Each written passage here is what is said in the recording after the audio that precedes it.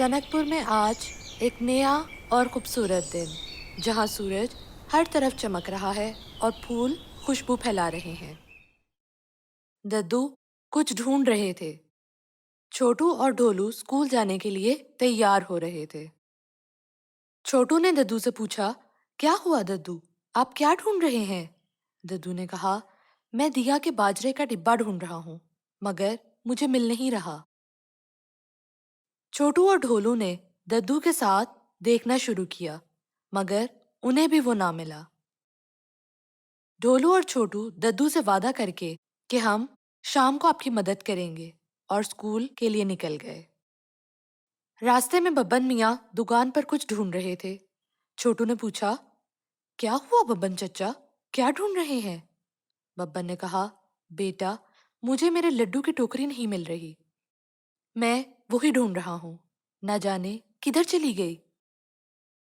छोटू ने ढोलू से कहा, आज तो सबका कुछ ना कुछ खो गया है, मुझे तो कुछ समझ नहीं आ रही। मगर चलो हम स्कूल चलते हैं, कहीं स्कूल से देर ना हो जाए। ये क्या, स्कूल से आज फिर देर हो गई। मास्टरनी जी ने दोनों के कान खींचे और उनको लेट आने पर डांटा। पढ़ाई का आगाज हुआ। मास्टरनी जी ने बताया कि चोरी चकारी बुरी बात है। किसी भी शख्स की कोई चीज उसकी इजाजत के बगैर उठा लेना और उसे पता ना लगने देना चोरी कहलाता है। चोरी करना बुरी बात है। चोर चोरी करके मुआशरे की नजर से गिर जाता है और खुदा उससे नाराज होता है। छोटू ने पूछा, मास्टरनी जी, चोरी की सजा क्या होती है और उसे कैसे रोका जाता है? मास्टरनी जी ने कहा, यह एक अच्छा सवाल है। चोरी की सजा कानूनी कैद है और दूसरी ये कि चोर की बात पर कोई भी यकीन नहीं करता, उस पर भरोसा खत्म हो जाता है, वो अपना एतबार खो बैठता है। छोटू ने कहा, ये चोरी की कितनी इकसाम है? मास्टरनी जी ने कहा, चोरी की बहुत इकसाम है। चोरी ये भी है कि किसी का वक्त जाया करना और अपना काम ईमानदारी से ना करना भी चोरी है। छोटू ने कहा, बाप रे बाप, ये चोरी तो बहुत बुरी बात है। स्कूल से छुट्टी हो गई। छोटू और ढोलू रजो चची के घर गए। रजो कुछ ढूंढ रही थी। छोटू ने पूछा, क्या हुआ, क्या ढूंढ रही हो चची? रजो बोली, मेरे घर में केले पड़े थे, वो भी मेज पर, कल शाम तक यही मौजूद थे, मगर सुबह से वो गायब हैं। ढोलू ने पूछा, चची, केले किस चीज में थे? चची बोली, अरे बाबा, केले लाल रंग की प्लेट में थे, अब मेरी मदद करो। छोटू और ढोलू ने बस्ते सोफे पर रखे और ढूंढने लगे। शाम तक वो सारा घर टटोल चुके थे, मगर कुछ हाथ ना आया। छोटू और ढोलू वापस घर आ गए। दद्दू बोले, कैसा रहा तुम्हारा दिन? ढोलू ने कहा, दद्दू, लगता है आज हर किसी का कुछ ना कुछ खो गया है। मैं वही ढूंढने में चची की मदद कर रहा था। दद्दू ने उन दोनों को खाना लाकर दिया। छोटू ने सारा खाना खा लिया और ढोलू ने मेज पर रख दिया और बोला, मैं सुबह खाऊंगा, मैं बहुत थक गया हूँ। दद्दू ने खाना ढक दिया। अगली सुबह एक नया दिन था, मगर मुअम्मा वही पुराना। खाना मेज से गायब था। छोटू ने कहा, कहीं कोई चोर तो नहीं ले गया? ढोलू बोला, मुझे लगता है सनकपुर में कोई चोर आ गया है, क्योंकि हर किसी का कुछ ना कुछ खो गया है। दद्दू ने कहा, जब तक तुम्हें यकीन ना हो जाए तब तक किसी पर इल्जाम ना लगाना, क्योंकि वो चोरी से भी बड़ा गुनाह है। छोटू और ढोलू स्कूल चले गए। मास्टरनी जी ने दोनों के फिर से कान खींचे और बोली, आज तुम दोनों फिर लेट हो। ढोलू ने कहा, मगर घंटी तो भी बजी ही नहीं। मास्टरनी जी बोली, घंटी चोरी हो गई है। स्कूल से छुट्टी हुई तो छोटू और ढोलू रास्ते में थे कि उनकी नजर बब्बन चचा पर पड़ी, जो सर में हाथ रखकर रो रहा था। छोटू और ढोलू चचा के पास गए और बोले, बब्बन चचा, क्या हुआ, रोते क्यों हो? बब्बन बोला, ना जाने सारी मिठाई कहाँ चली गई, कोई मेरी मिठाई पर हाथ साफ कर गया। अब मैं शाम को महल में राजा जी को क्या पेश करूंगा? ढोलू बोला, ये चोर तो बहुत ही पेटू लगता है, कितना खाता है जालिम। छोटू हंस पड़ा। अब सब लोग मिलकर राजा जी के पास गए। महल पहुंचे तो मालूम हुआ कि शाही महल से भी कुछ कीमती गुलदान चोरी हो गए हैं। ये गुलदान रानी साहिबा के पसंदीदा थे और अब वो राजा जी को चोर को सख्त सजा देने और गुलदान वापस लाने की फरियाद कर रही थी। राजा जी उनको हौसला दे रहे थे कि बहुत जल्द गुलदान मिल जाएंगे। अभी वो बात ही कर रहे थे कि पूरा सनकपुर अपनी शिकायत लेकर महल में जमा हो गया। कोई रो रहा था तो कोई गुस्से में था, मगर सब मजबूर थे। चोर ने जाने अनजाने में किसी न किसी का कुछ ना कुछ नुकसान किया था। राजा जी बोले, खामोश, मैं जानता हूं आप सबका कुछ ना कुछ नुकसान हुआ है और आप सब परेशान हैं। मैं समझ सकता हूं। राजा जी ने सेनापति को हुक्म दिया कि वो चोर की तलाश शुरू कर दें। सब लोग मुतमईन होकर अपने घर आ गए। रज्जो जब घर पहुंची तो देखा सारा फ्रिज खुला था। रज्जो ने फ्रिज के अंदर देखा। बाप रे बाप, ये क्या हो गया? मुआ चोर सारा खाना ले गया। अब हम क्या करेंगे? दद्दू छोटू और ढोलू को लेकर घर पहुंचे तो देखा दिया गायब थी। बाबा रे, दिया कहाँ चली गई? अब दद्दू ने भी रोना शुरू कर दिया। छोटू और ढोलू ने कहा, दद्दू आप मत रोएं, हम आपकी दिया को ढूंढ कर लाएंगे। आप परेशान मत हो, हम आपकी आंख में आंसू नहीं देख सकते। दद्दू ने कहा, मैं अपनी दिया से बहुत प्यार करता हूँ। छोटू और ढोलू ने कहा, दद्दू आप परेशान मत हो, हम आपसे वादा करते हैं हम दिया को जरूर ढूंढ निकालेंगे। दद्दू ने कहा, मुझे तुम दोनों पर फख्र है और मेरी दुआ तुम्हारे साथ हर लम्हा है। छोटू और ढोलू घर से निकल आए। छोटू ने ढोलू से पूछा, वादा तो कर दिया, मगर ढूंढेंगे कैसे हम? हमने तो चोर को कभी देखा ही नहीं। ढोलू ने कहा, लेकिन अब हमें कुछ ना कुछ तो करना होगा। दद्दू को यूं परेशान नहीं छोड़ सकते। अरे ऐ लोगो, मुझे पहचानो, कहाँ से आया, मैं हूँ कौन, मैं हूँ कौन। दरोगा गुनगुनाता हुआ वहां पहुंचा तो देखा छोटू और ढोलू कुछ परेशान हैं। लिहाजा दरोगा ने उनसे पूछा, बच्चों किधर जा रहे हो और परेशान क्यों लगते हो? छोटू ने जवाब दिया, हम चोर को ढूंढना चाहते हैं क्योंकि हमारी दिया ना जाने कहाँ गई। दरोगा बोला, क्या तुम्हें मुकम्मल यकीन है कि सनकपुर के चोर ने दिया को चुराया है? ढोलू ने कहा, यकीन से तो नहीं कह सकते, मगर हमने दद्दू को परेशान देखा है। दरोगा ने कहा, ठीक है, मैं तुम्हारी मदद करता हूं, उदास मत हो। छोटू और ढोलू खुश हो गए। दरोगा ने कहा, लेकिन कोई प्लान सोचो, वो चोर बहुत ही बदमाश है, आसानी से हाथ नहीं आएगा। छोटू और ढोलू सोच में पड़ गए। ढोलू को एक तरकीब सूझी। उसने ये तरकीब उन दोनों को भी बताई। अब ये तरकीब उन तीनों को अच्छी लगने लगी और वो मिलकर रज्जो के घर गए। रज्जो ने उन्हें सोफे पर बिठा दिया।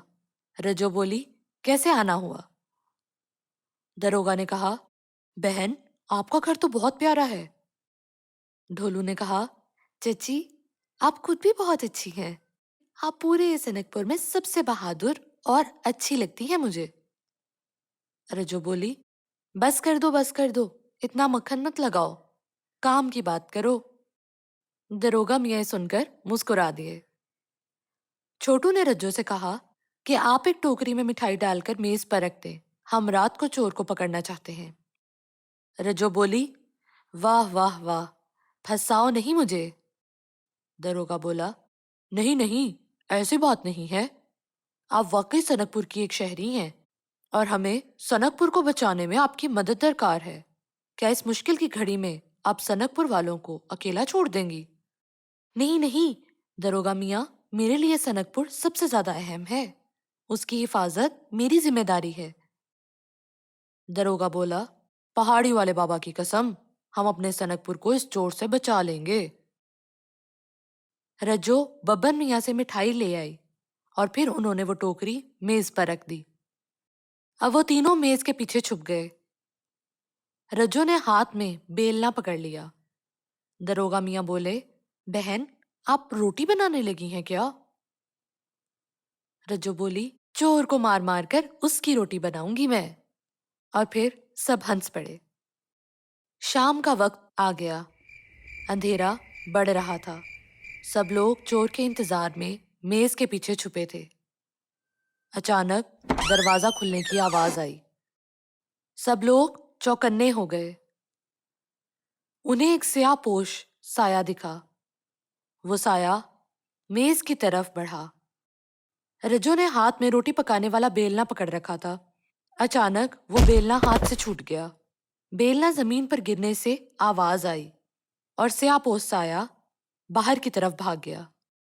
छोटू और ढोलू उसको पकड़ने के लिए मेज के पीछे से निकले कि अचानक मिठाई की टोकरी उनके सर पर उलट गई। दरोगा मियां जोर जोर से हंसने लगे और बोले, पहाड़ी वाले बाबा की कसम, चोर को मामू बनाने चले थे मगर खुद ही बन गए। इस बात पर रज्जू हंसने लगी। अगली सुबह दरोगा मियां महल पहुंच गए और राजा जी से जाकर बात की। सरकार, इस चोर ने सनकपुर को डरा रखा है। मुझे शक है कि इसमें बंसीलाल का हाथ हो सकता है। वो कितनी बार महल से भागा है। मैं चाहता हूं आप उससे तफ्तीश करें। राजा जी बोले, क्या तुम्हें यकीन है? नहीं नहीं, यकीन तो नहीं, मगर बंसीलाल वो है जिसने हमेशा सनकपुर को डराया और हमारा बुरा चाहा। हमें कितना नुकसान पहुंचाया उसने। मुमकिन है ये भी उसी की कोई हरकत हो। आप उससे पूछें। राजा जी बोले, जुर्म साबित ना होने तक हर मुजरिम सिर्फ और सिर्फ मुलजिम होता है और उसको सजा देना गलत है। दरोगा मियां बोले, जहां उसने इतने गुनाह किए हैं वहां एक और गुनाह भी तो कर सकता है वो। जो शख्स एक बार जुर्म करता है वो बार बार कर सकता है। बब्बन मियां मिठाई देने महल में आए तो उन्होंने राजा जी की बात सुन ली। बब्बन बोला, बिल्कुल बिल्कुल। दरोगा मियां ने पहली बार कोई अकल की बात की। रानी साहिबा भी राजा जी से जिद करने लगी और बोली, राजा जी आप बंसीलाल को सख्ती से पूछें, उसे सख्त सजा दें। राजा जी ने सेनापति को हुक्म दिया कि वो बंसीलाल की कॉल कोठरी में जाए और उसे तफ्तीश करे। सेनापति बंसीलाल के पास पहुंचे और उसे सवाल करने लगे। बंसीलाल रोने लगा। इल्जाम, मुझ पर इल्जाम लगाया जा रहा है। मैंने कुछ नहीं किया, मैं जेल में कैद था। सेनापति ने उससे सख्ती से दोबारा पूछा, मगर बंसीलाल चिल्लाया, नहीं नहीं, मैं नहीं जानता कुछ भी। मैं जो करता हूं डंके की चोट पर करता हूं और झूठ बोलना वो तो मेरी फितरत में ही नहीं है। ये जुल्म है मेरे साथ। दरोगा मियां को कुछ समझ नहीं आया। राजा जी ने सेनापति को हुक्म दिया कि जब तक चोर ना मिल जाए बंसीलाल से रोजाना पूछगछ की जाए और उसकी सजा को बहुत सख्त कर दिया जाए। दरोगा मियां और बब्बन खुश हो गए। उन्होंने सनकपुर को बताया कि किस तरह राजा जी ने उनकी बात मानी। अब चोरी बिल्कुल बंद हो जाएगी। दद्दू को बहुत अफसोस हुआ। दद्दू ने समझाने की कोशिश की कि किसी पर इल्जाम नहीं लगाते। बंसीलाल पहले ही तकलीफ में है और तुम लोग उसकी तकलीफ में इजाफा कर रहे हो, और वो भी बिना तस्दीक किए। ये भी तो हो सकता है कि वो वाकई लाइल्म हो और उसे कुछ भी ना पता हो। मगर यहाँ कोई सुनने वाला ना था। हर कोई अपना फैसला सुना चुका था। रात हुई तो तकरीबन सब लोग सो चुके थे। छोटू ने ढोलू से कहा, अरे यार, क्या तुमने एक बात पर गौर किया? ढोलू ने कहा, किस बात पर? छोटू ने कहा, ये चोर सिर्फ खाने की चीजें और बेकार चीजें ही क्यों चुराता है? बंसीलाल इन चीजों का क्या करेगा? ढोलू बोला, मुझे लगता है दाल में जरूर कुछ काला है। अब इसका पता हमें ही लगाना होगा। दोनों ने एक दूसरे के हाथ पर ताली मारी। अगला दिन बहुत ही खूबसूरत और शानदार था, मगर आज सनकपुर में शोर मचा था। बब्बन मियाँ की मिठाई फिर से चोरी हो गई। रज्जो चची का फ्रिज खाली था। मास्टरनी जी के घर में से फल गायब थे और दरोगा मियाँ की सीटी गुम थी। महल से शाही पकवान चोरी हो गया था और हर तरफ शोर था। दद्दू दिया की याद में उदास थे। छोटू और ढोलू चोर की तलाश में निकल पड़े। उन्हें कुछ समझ न आया कि क्या करें। ढोलू ने कहा, चलो नाग देवी की मदद मांगते हैं। ढोलू ने नाग देवी को आवाज दी, मगर कोई भी पानी से ना निकला। इस बार छोटू ने आवाज दी और बोला, नाग देवी जी, हमारी मदद करें, सनकपुर को आपकी मदद की जरूरत है। मगर कोई जवाब न आया। छोटू और ढोलू को दद्दू का उदास चेहरा याद आया कि वो किस तरह दिया को याद करते थे, और फिर वो दोनों रोने लगे। अचानक नाग देवी सामने आई और बोली, मैं नाराज हूं तुम लोगों से, तुम लोगों ने एक मासूम शख्स को सजा दी। छोटू बोला, हमने हमने ऐसा नहीं किया, वो तो राजा जी ने सजा दी है उसको। नाग देवी बोली, जब मासूम शख्स को सजा सुनाई जाए और बाकी खामोश रहें, तो वो भी जुल्म में बराबर के शरीक होते हैं। ढोलू ने कहा, इसने पहले ही बहुत जुर्म किए हैं, इसलिए इसके साथ अब ये हो रहा है। नाग देवी बोली, तुम ये यकीन से कैसे कह सकते हो कि इस बार भी उसी ने जुर्म किया? जिस मुल्क में अदालतें आंखों पर पट्टी बांध लें तो वो मुल्क तबाह हो जाते हैं, और यही तुम लोगों का हाल है। छोटू बोला, देवी जी, हम अपने सनकपुर को बचाना चाहते हैं, आप हमारी मदद करें। हम वादा करते हैं कि हम जुल्म के खिलाफ आवाज उठाएंगे। नाग देवी बोली, ये जंगल जितना घना है उतने ही इसमें राज दफन है, खोजो तो जाने।